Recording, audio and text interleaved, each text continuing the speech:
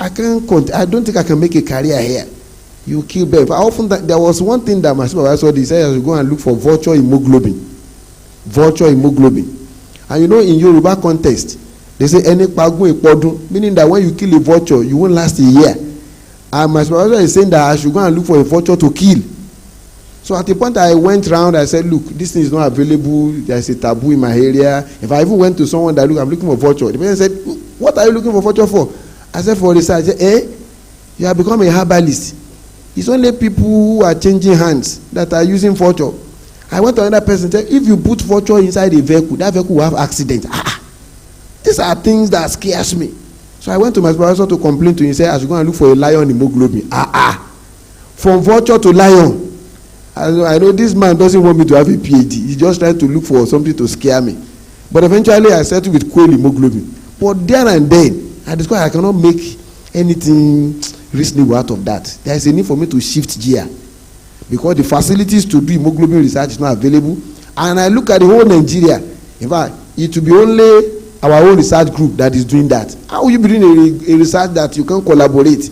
You don't have people to run to when you have problem. So I needed to shift gear. So I was working, I'm a bloody man before. But I changed from being a bloody man to a waste man. So I'm working with waste now. So there may be a need for one to change gear if need be. But if you are fortunate and you are able to explore your chosen research area, thank God for that. But if not, there may be a need for us to change gear. Even oftentimes now, because of lack of facilities, I will be talking on that, people are going to computation now. If you feel the facilities are not there, you can change to something else within your field and you'll be able to make headway there. So don't say, I am glued to this, I must stay here. When you stay there and get all your degrees, you can make something good out of life aside what you have used for your either MSc or PhD. Fine-tune your topic based on input from others. Look at this person. He's getting input from various sources. And having got the input, he will now sit and analyze the input. And that is what the man is doing. Take every opportunity you can to pick the brains of experts. Discuss with people. Take opportunity, take information from serious-minded researcher and harness them together and go on with life. This will go a long way to help us as we choose our topic. All those things are on topic. Let me go to the second one. Finding suitable collaborators. Don't stop at the first rejection. If you go to someone, I want us to work together, and the person rejected you, don't take that as an offense. Look at what I put here. Never give up. Failure and rejection are only the first step to succeeding. So if somebody rejected you, reject the offer of collaboration, don't be annoyed. Just move on and see what else you could do. Still on this, let's take a look at some other thing that we can do on this. Look at this particular illustration. Pursue alternative avenues. They want to come to that junction. Every one of them, they are interested in that junction. And you can see that one is coming from this side. This is coming this way. This one the other way. That one from this other way. There are alternatives. If this is not working well, try another thing. If this is giving you problem, please change to something else. You should find alternative. Let me give you an illustration of finding alternative. When I was away for postdoctoral studies, I was opportune to use dry activation. Dry activation means you have to pyrolyze your sample in an inert atmosphere. And the meaning of that is I need nitrogen gas consistently for that exercise. Probably because there is that grant available out there, the gas is everywhere. Gas is everywhere, so you can just go to the lab, pyrolyze whatever you want to pyrolyze. Under 1 or 2 hours, you are done. But when I came back to Nigeria, it's a different ball game. And I need to stay in that research. I had to leave dry activation. I went to wet. And what was I doing with the wet? I took acid to do the same job that dry activation would do. And that's what I'm doing now. So there are alternatives. If one is not working, try another one. Don't say because it's not working, I have to stay there, I have to stay there, stay there. You stay there until Jesus comes. And you won't be able to make any headway. I told somebody jokingly that, look, my sojourn in UI was 8 years. I had only one paper in 8 years. One paper in 8 years. If I had stayed in hemoglobin research, I would have been sacked. Honestly, one paper, one paper in 8 years. How do you justify that? They ask you call for paper, bring your paper, and say, I have only one in 8 years. They say, you are not serious. And if you are not taken, by the time you repeat that over 2 or 3 years, they determine your appointment and they tell you that you are not fit for the system. So you need to find alternative avenue in case there are challenges in what you are doing. Very, very important. Now, persevere. Perseverance is very important. There is nothing that comes so easy. Oftentimes it will be so difficult, it will be so hard. But perseverance is the key. I put here, perseverance breeds success.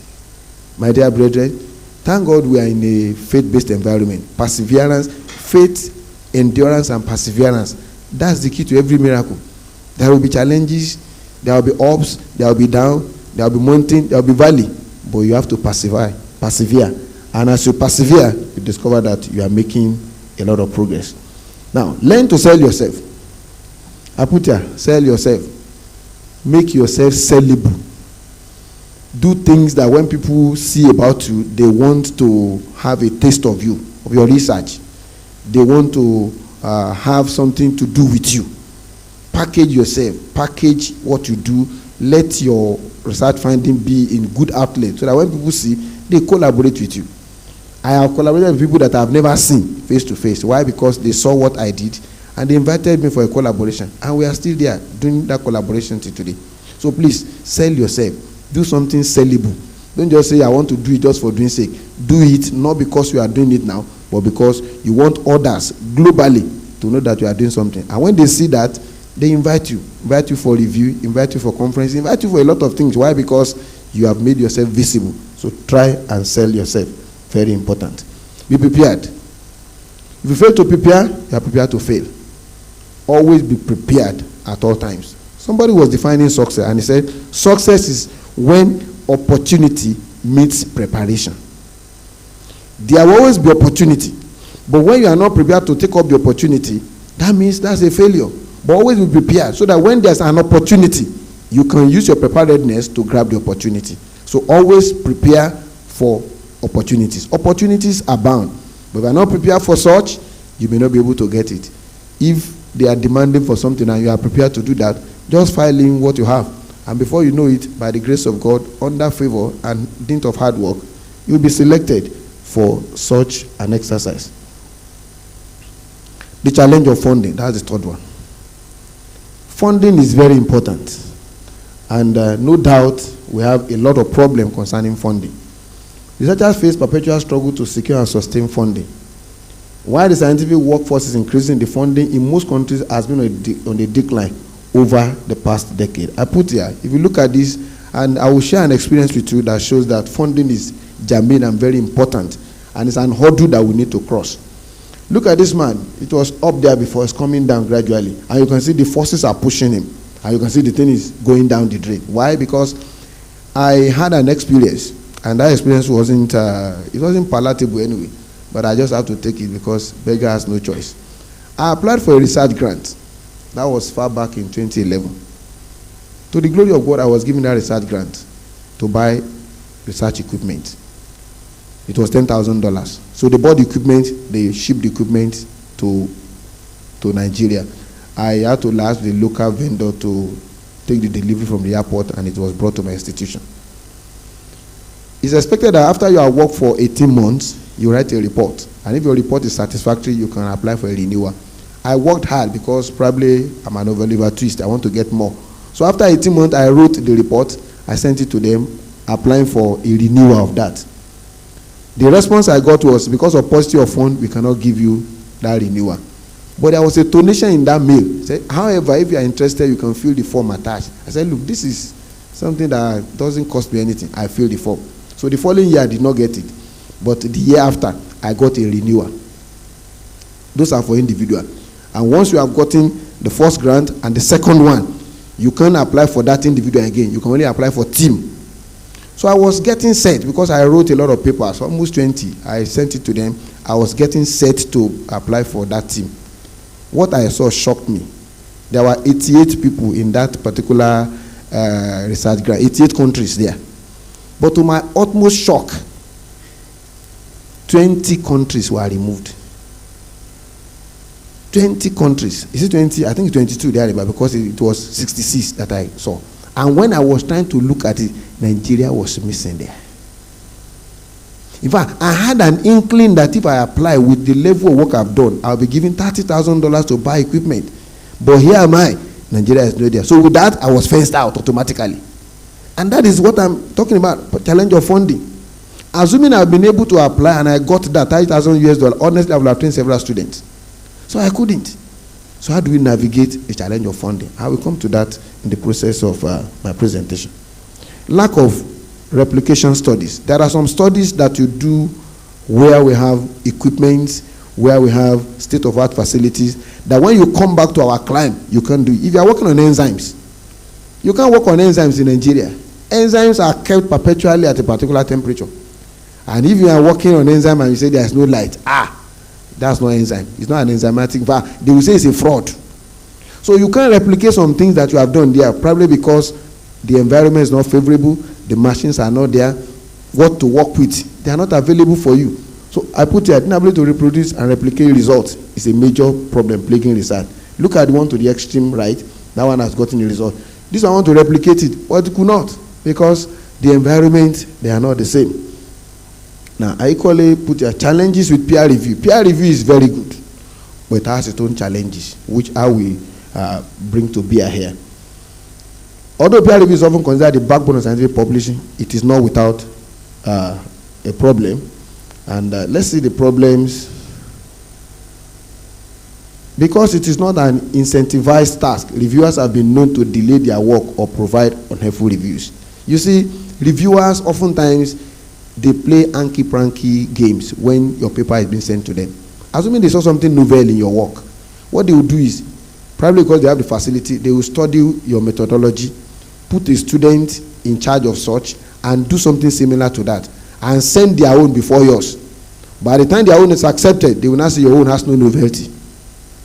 And when you look at the brain behind it, they stole your idea. But how do you know that? That's a challenge. You struggle to get your paper packaged, to tell the whole world that I've gotten something, and somebody is playing hanky-panky game with your work. So reviewer could provide unhelpful reviews. Part of the unhelpful review, look at this. Authors regularly report facing reviewer bullying when reviewers force authors to conduct additional experiment. I wrote a paper, I will not forget that experience. I sent the paper to Journal of Chemical Society of Pakistan. It's a journal index in Scopus. In fact, what the reviewer wrote, the reviewer he wasn't a scientist. And I'll tell you the reason why. He said, I hate this manuscript. Listen, I hate this manuscript. This manuscript should be thousands of miles away from scientific community because it is coming from our African continent. How do you explain that? What is scientific in what he has written? Because I'm an African? Does that show that I am bereft of idea? Those are reviewers. But the same fact, when I got the comment, I was a bit down. How will you write that you can't hate a manuscript? When you hate him, it means that's bias.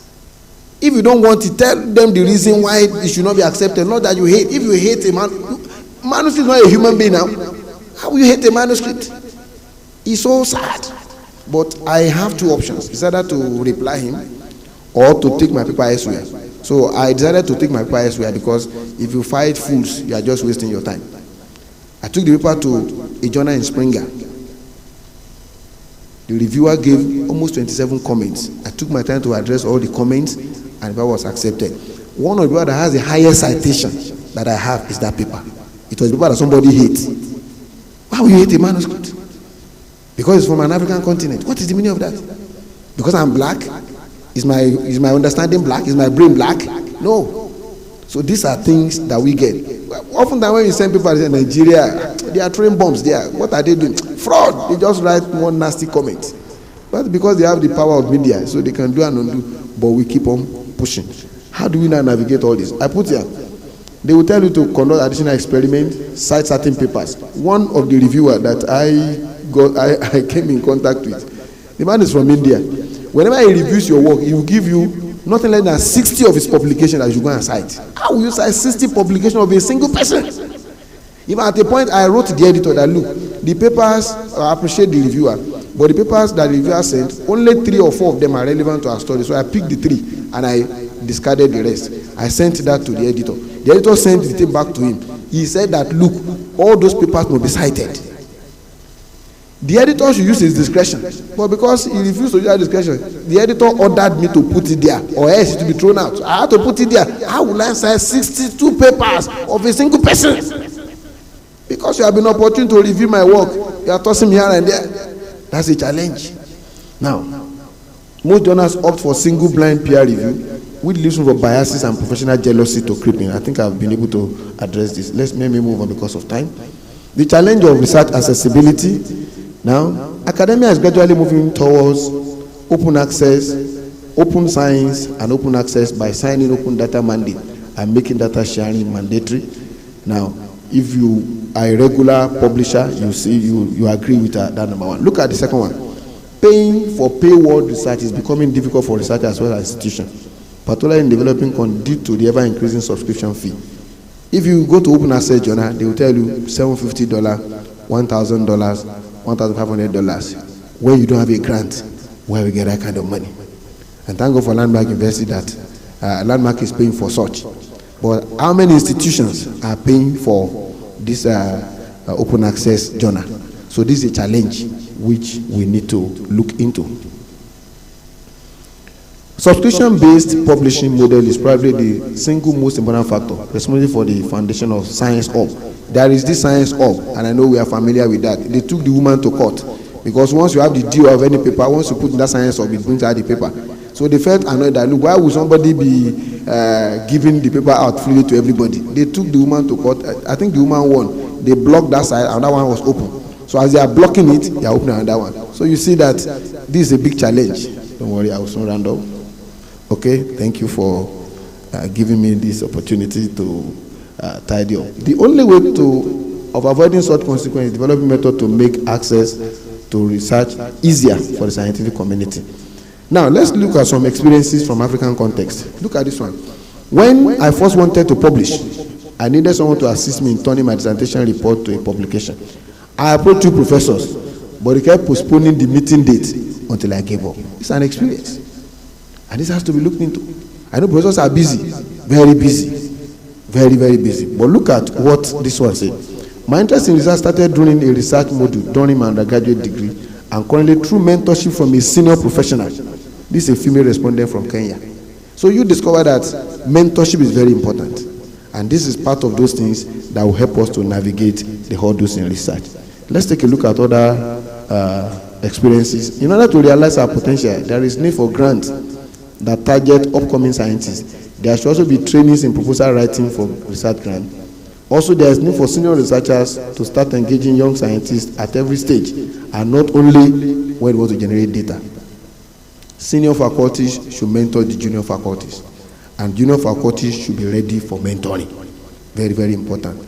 This will go a long way to help us in this challenge. In order for my interest to be supported, I need some research grant. This can be offered by my university and not from outside the country, because it will support my original idea. The university management can look into this. Senate research grant.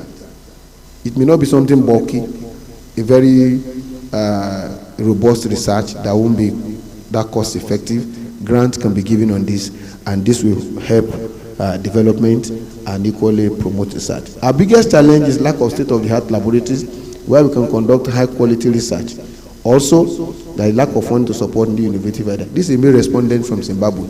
Now, meaning that it's not peculiar to us here. Even in Africa, we have all these challenges. Most senior researchers in Africa are too busy and do not have time to mentor the young ones. Most of them do not contribute enough if selected to be co-authors. It's another challenge. Now, let's run through, I think I have 2 more. To maximize the potential that young African scientists have, there's a need for constant mentorship and training. Once one paper is published, I hope I will have confidence to do more research and publish more. One of my students always say this, that look, the day my paper was accepted, that motivated me to do more. And today, to the glory of God, he has well over tax in Scopus, because the first attempt was a success. Because of that, he kept moving in that momentum. And lo and behold, he is what he is today. We need to find better means of making policymakers understand the link between research and development. They should also learn on how to support scientists, especially young ones. This is from a female respondent from Malawi. Let me just do a summary of what I've done, and I conclude. These challenges include scarcity of mentors, we have talked about this, lack of funding, lack of writing skill, lack of motivation, and low demand for research by policymakers. And part of the way out, research capacity building courses should be done. Thank God the director is here. Director Lucrid, I want you to take a look at this way out. It will go a long way to help us as we navigate and scale the hurdle. Collaboration, very important. There is an office of a linkage office here in Landmark. I think they should better equip to do this work. Networking opportunities are urgently needed. In conclusion, the ideas compiled in this measure will contribute to the discourse on finding solutions to promote research in Africa, which will hopefully assist in attainment